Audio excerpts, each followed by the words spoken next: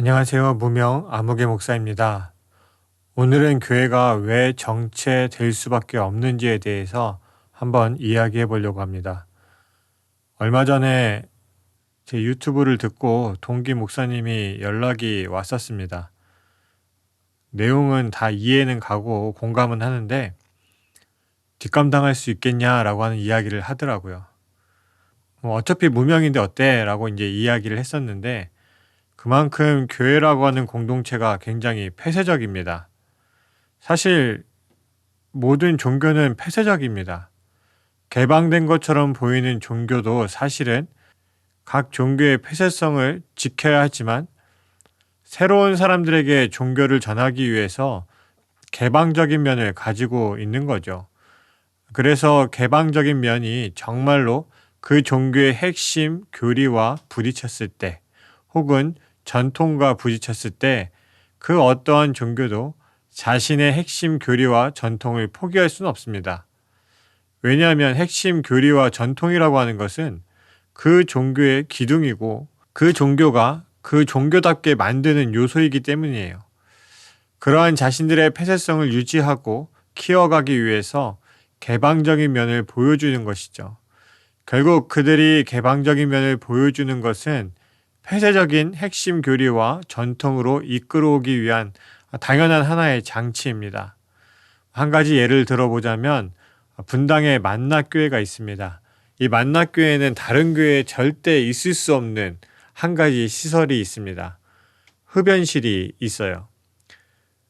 여기서 흡연이 옳고 그름에 대해서는 이야기하지 않겠습니다. 그런데 정확하게 한국교회의 전통으로는 흡연은 금기시되는 행위이죠. 그런 전통이 있음에도 불구하고 교회 내에 흡연실을 만든 거예요. 일종의 개방성이죠. 그러한 문제가 교회에 오는 걸림돌이 되지 않게 하겠다라고 하는 그런 의미를 가지고 있습니다. 정말로 그런 생각을 가지고 있는지 모르겠지만 생각보다 내가 술 마시고 담배 피는 일이 있어서 교회에 오는 것이 힘들다라고 이야기하시는 분들도 있습니다. 그러한 분들을 위한 시설인 거죠. 그 의도의 끝은 바로 흡연으로 교회에 오기를 꺼려하는 사람들을 교회로 올 수 있도록 하는 장치이고 궁극적으로는 여러 가지로 문제가 되는 흡연의 문제도 해결하고 금연하는 삶을 살아가는 성도로 받아들이겠다는 폐쇄성도 동시에 존재하는 거죠. 이전에도 그랬지만 지금 특히 코로나 시대를 보면 교회가 정체될 수밖에 없는 이유가 분명하게 보입니다. 자신들만이 옳고 자신들만이 대단하고 자신들만 진리를 아는 것처럼 생각하는 자만이 있기 때문에 그렇습니다.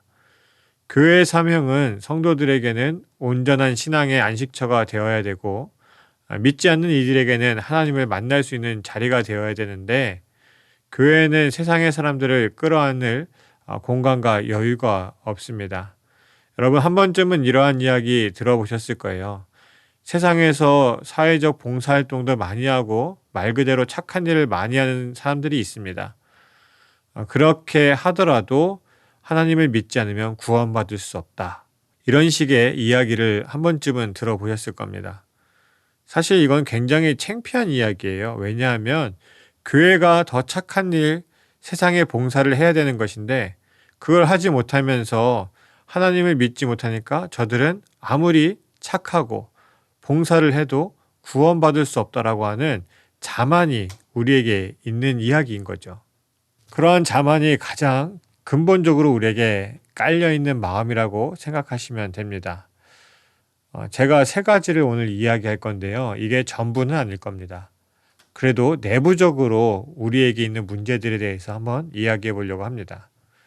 교회가 정체될 수밖에 없는 첫 번째 이유는 지금까지 변화하면서 생존해온 교회라고 하는 공동체가 이제는 변화하기를 거부하기 때문입니다.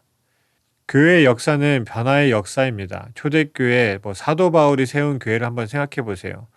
그들에게 예배의 형식이라고 하는 것이 있었을까요? 전혀 없었습니다. 당시 교회는 함께 모였고 때가 되면 식사를 했습니다. 모여서 찬양하고 기도하고 그때마다 성령의 감동이 있는 사람이 하나님의 말씀을 전하기도 하고 또 그것이 끝나면 또 찬양하고 기도하고 또 그때마다 성령의 감동이 있는 이가 하나님의 말씀을 전했습니다. 이러한 믿음의 행위의 반복이 그들에게는 예배였던 거죠. 그리고 교회는 점차 시스템을 구축해가고 예배라는 형식을 가지게 됩니다. 그렇게 시작되어 완성된 형태의 예배가 바로 지금 천주교회에서 행하고 있는 미사죠. 미사는 예수님의 제자들의 전통 그리고 사도 바울의 전통 중에서 제자의 전통이 반영된 예배의 형태입니다. 지금은 미사 때에 강론이라고 해서 설교와 같은 형식이 많이 반영이 된다라고 이야기하는데요. 성만찬이 중심이 되는 예배 형태가 바로 미사죠. 그리고 중세 시대에는 천주교회가 사실상 세상을 지배하고 있었기 때문에 더 변할 것도 없었고 천주교회가 하고자 하면 그것이 곧 법이 되는 그러한 시대였습니다. 그러나 루터가 종교개혁을 하면서 행위가 아닌 믿음을 강조하기 시작하고 믿음의 삶을 위해서 하나님의 말씀을 더 잘 듣고 행하기 위해서 사도 바울의 전통인 설교가 중심이 되는 예배가 드려지게 되죠. 이러한 변화의 흐름이 있습니다. 우리나라를 예로 들자면 당연히 한국교회의 시작은 굉장히 전통적인 방식의 예배였습니다. 지금도 기본 틀을 갖고 있다라고 이야기할 수 있죠.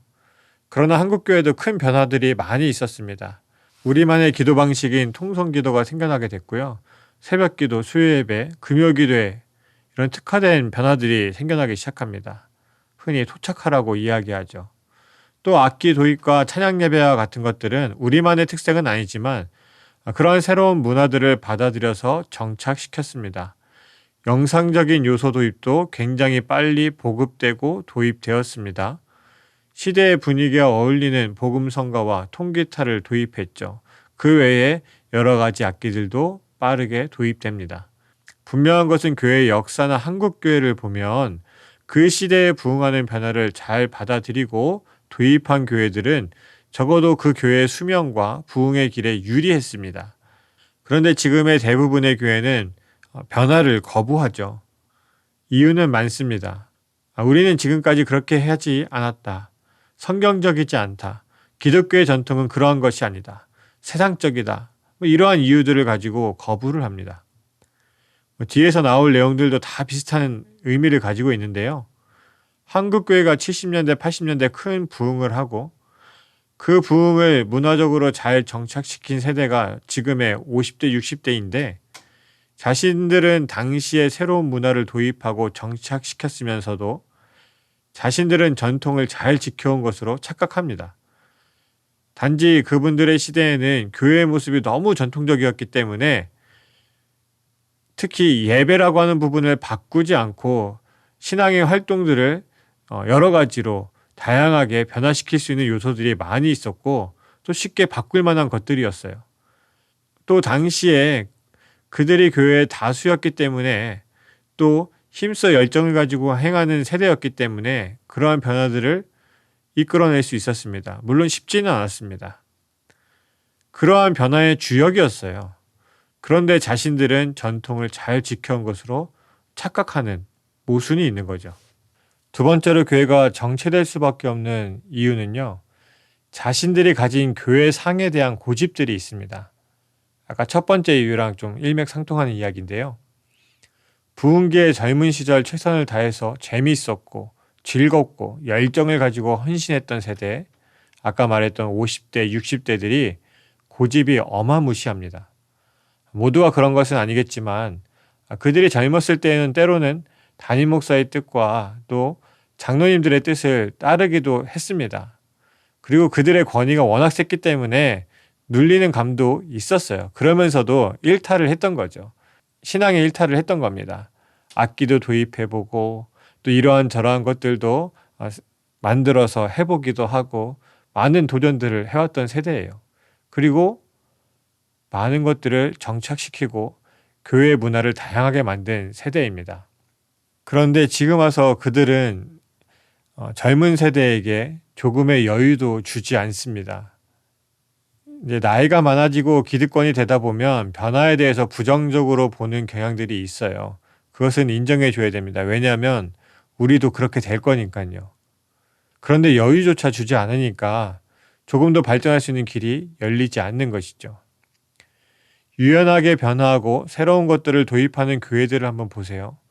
그런 분들이 주도권을 가지고 있거나 전권을 가지고 있습니다. 위에서 언급한 만나교회처럼 말이죠. 만나교회는 7, 8년 전에 종이주보도 없애버렸습니다. 여러분들이 다니고 있는 교회에 종이주보가 없어진다고 한번 생각해 보세요. 아마 상상도 못할 겁니다. 반대로 어떻게 주보를 더 알차게 만들까? 요즘 세대들은 주보를 중요하게 생각하지 않는다라고 이야기하는 경향들이 오히려 있죠. 사실 그러한 생각들이 세상과 역행하고 있는 거예요. 옛날 분들은 주보를 모아서 재본하시는 성도님들도 있었습니다. 지금은 주보 자체를 가져가지 않아요. 제가 있는 교회도 평균 40%는 주보를 가져가지 않습니다. 그래도 인쇄수를 줄이지는 못해요. 제가 지난번에 현대적 예배를 준비하고 있다고 한번 말씀드렸습니다. 그리고 이제 단계적으로 변화하고 있는데요.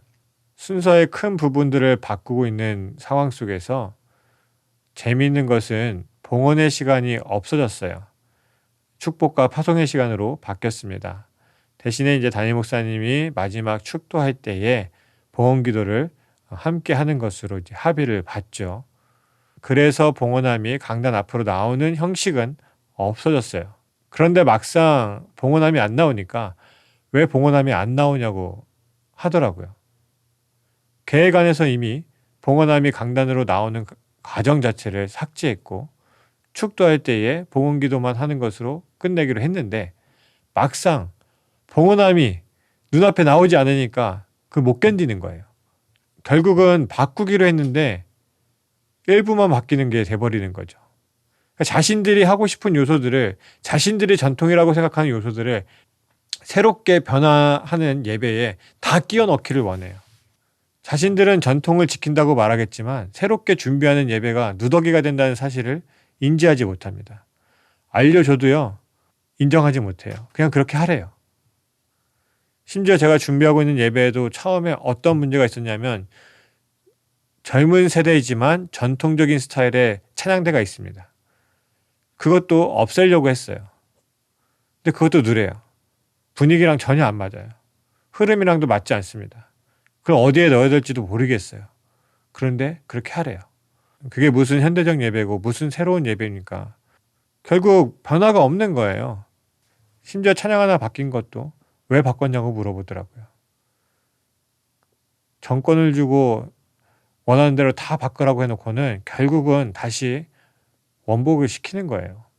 그러니까 젊은 세대들이 변화해야 된다라고 이야기하고 변화의 흐름에 대해서 강조하니까 마지못해 들어주면서 하지만 자신들의 것은 포기하지 않는 거죠. 그래서 지금도 많은 교회들의 현대적 예배라고 해서 유튜브에 올라온 것들을 보게 되면요. 현대적 요소가 단 한 가지도 없습니다. 찬양만 길어지고 현대적 예배라고 이야기해요. 그래서 새롭게 하는 예배라고 해도 기존 예배와 다르지 않게 느껴지는 이유가 바로 여기에 있을 겁니다. 마지막으로 말씀드리고 싶은 교회가 정체될 수밖에 없는 이유는요. 인간적인 욕심과 두려움 때문입니다. 이는 주로 담임 목사들의 문제인데요. 많은 경우에 담임 목사들은 부목사들에 대해서 이상한 자세들을 가지고 있습니다. 보통은 한참 후배이기 때문에 쉽게 편하게 대합니다. 그리고 흔히 꼰대의 모습을 보이죠. 그러면서도 당연히 부목사들이 훨씬 젊기 때문에 여러 가지로 더 창의적이고 더 능력이 좋을 수밖에 없습니다. 이것은 현재 50대의 담임 목사들이 부족해서가 아니라요. 부목사들이 훨씬 더 발달된 시대를 살았기 때문에 그렇습니다. 그래서 담임 목사들은 부목사에 대해서 편하게 때로는 기분 나쁠 정도로 하대하는 경우가 있으면서 동시에 앞에 나서는 일이나 어떠한 일에 대해서 정권을 주는 일이 거의 없습니다. 조금이라도 담임 목사가 앞서기를 원하고 컨트롤하기를 원하는 거죠. 몇 가지 예를 들어보자면 큰 교회에 부목사들이 한 서너 명 있다고 한번 생각해 봅시다. 담임 목사님들이 어떠한 선교 일정이 있어서 주일을 비우게 되는 경우들이 있죠. 드물지만 휴가 일정을 주일을 껴서 시행하는 교회들도 있습니다. 설교를 쉬어야 목사들은 쉬는 거라고 그러한 배려를 하는 경우들이 있습니다. 그런 주일에 담임 목사님이 교회를 비우게 되는 상황들이 오는 거죠. 그러면 주일 설교를 누가 하나요? 교회 규모가 있는데 이런 경우가 생기면 많은 담임 목사들이 강사를 부릅니다. 은퇴한 목사님들을 초청해서 설교하게 하는 거죠. 또 회의할 때 보면 부목사들이 좋은 의견을 내도 무시하거나 좋은 의견에 꼭 맞지 않는 부분을 억지로 자신의 의견을 첨가합니다. 부목사들이 새롭게 뭔가 잘하는 것에 대해서 자기 것도 끼워넣고 자기가 완성시킨 것처럼 착각하는 거죠. 위에서 이야기한 것처럼 누더기가 되는 거예요. 이런 류의 일련의 일들은 주로 담임 목사들의 욕심 때문입니다. 부목사들이 주목받는 것이 싫고 누군가가 부목사가 잘했다고 하는 소리가 듣기 싫은 거예요. 말로는 부목사들을 잘 뽑았다라는 소리를 좀 듣게 좀 해봐라. 부목사들 설교 잘한다는 말 좀 듣게 해봐라. 라고 이야기하지만 특히 설교 같은 거 잘하면 많은 경우 부름을 받습니다. 저의 경우도 성도님들이 나가시면서 은혜 받았습니다 라고 인사를 하면 꼭 불려가서 설교에 대해서 이런저런 이야기를 듣는 경우가 많이 있었습니다. 심지어 설교 검사를 당해보기도 했고요. 주일 오후 설교인데 주일 낮 예배에 인도하지 말고 설교 다시 쓰라고 주일 낮 예배도 못 들어오게 한 적도 있었습니다.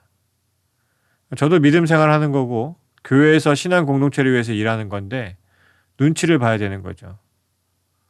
물론 담임 목사의 뜻과 의중이 중요합니다. 그건 큰 틀에서 중요한 것이고요.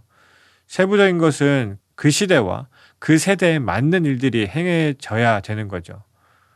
그러한 것들이 지금 다 막혀 있다고 보시면 됩니다. 교회가 정체될 수밖에 없는 내부적인 이야기들을 잠깐 다루었는데요. 더 많은 이유와 더 많은 시대적 상황들이 있습니다. 그럼에도 이러한 이야기를 한 것은 위의 내용 때문에 교회가 교회답지 못한 경우가 많기 때문입니다.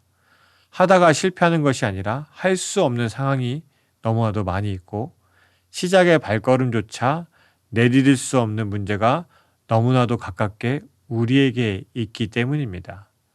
그래서 요즘 독립교단의 교회들이 많아지고 있는 이유, 독립교단의 교회가 특색 있는 교회가 많은 이유가 여기에 있지 않을까 생각해 봅니다.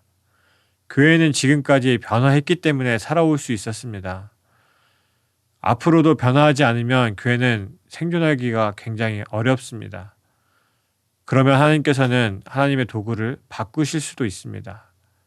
더 빠르게 변하는 시대에 교회가 뒤라도 따라가지 않으면 분명히 더 어려워질 겁니다. 무명 아무개 목사였습니다.